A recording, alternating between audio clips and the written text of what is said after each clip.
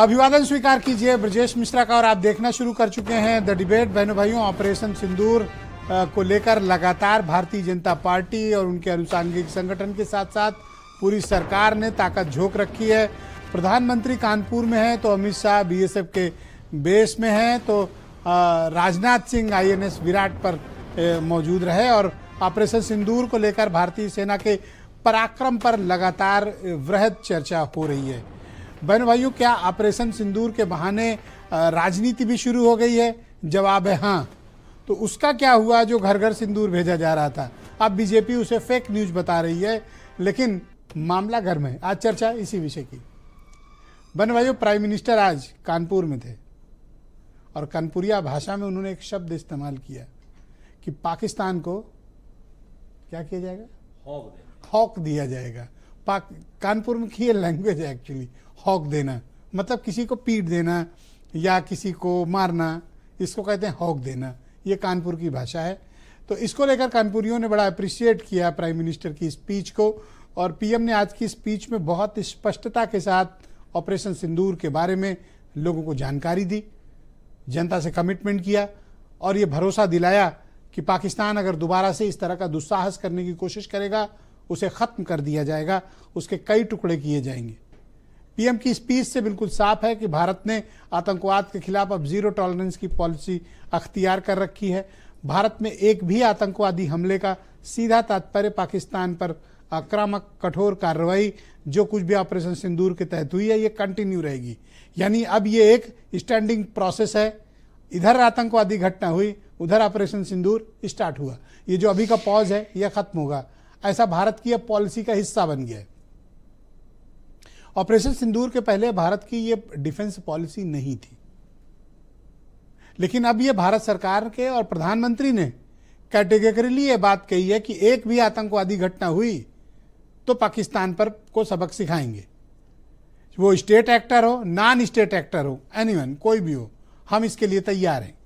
तो भारत की रक्षा नीति अब बिल्कुल से साफ है और आतंकवाद पर उसकी जीरो टॉलरेंस की पॉलिसी। दो विवाद उभर कर सामने आए। पहला विवाद, भारतीय जनता पार्टी घर घर सिंदूर भेज रही थी, ऐसा अखबारों में छपा था, ऐसा उसके नेता भी कह रहे थे। लेकिन जनता के बीच से जो कुछ भी प्रतिक्रिया आई हो, अब बीजेपी कह रही है कि यह फेक न्यूज है, हम कोई घर घर सिंदूर नहीं पहुंचा रहे हैं।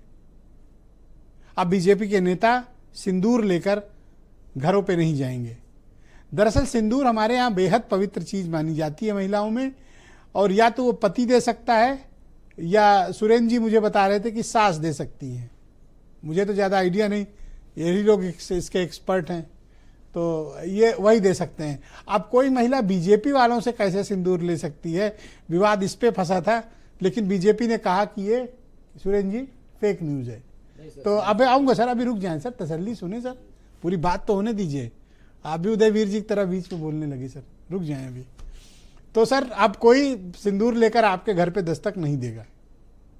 लेकिन उत्तर प्रदेश की सरकार ने एक योजना लॉन्च की, सिंदूरदान योजना।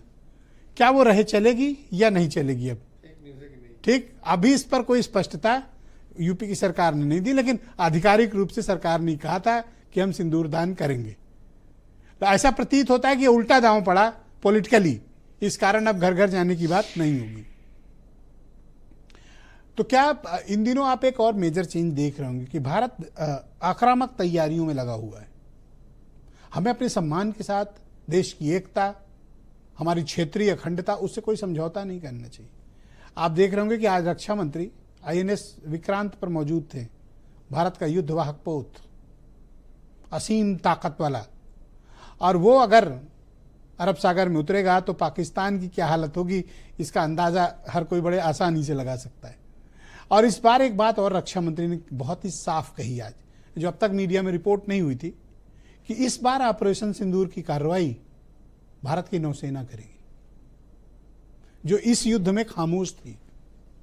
तो अगर खामोशी इस तरह की खतरनाक थी, तो जब वो बोलेगा तो क्या करेगा, ये स्पष्टता के साथ उन्होंने कही। तो क्या ऑपरेशन सिंदूर के बहाने कोई और भी राजनीति कर रहा है? बीजेपी कर रही है या अपोजिशन कर रही है, या ये एब्सोल्यूट सिर्फ सेना का मुद्दा है और सभी राजनीतिक दलों को इससे दूर रहना चाहिए? आज चर्चा इसी विषय की। कुछ स्टेटमेंट। ऑपरेशन सिंदूर के दौरान जो दुश्मन गिड़गिड़ा रहा था वो किसी धोखे में न रहे। ऑपरेशन सिंदूर अभी खत्म नहीं हुआ है। दुश्मन कहीं भी हो हाँक दिया जाएगा। पहले सर्जिकल स्ट्राइक के माध्यम से, फिर एरियर स्ट्राइक के माध्यम से और अब ऑपरेशन सिंदूर के माध्यम से आदरणीय प्रधानमंत्री जी के मार्गदर्शन में भारत की सेना के शौर्य और पराक्रम के कारण आज पूरी दुनिया भारत के शक्ति और सामर्थ्य को एक उदाहरण के रूप में मान रही है। सिंदूर पे राजनीति न करें, ये क्योंकि भावनात्मक और ये धार्मिक चीजें हैं, ये पूरी तरीके से सनातन धर्म का अपमान है। जयशंकर ने कहा कि ये बता दिया गया था कि आतंकवादियों पर हमला करेंगे, उनके ठिकानों पर हमला करेंगे।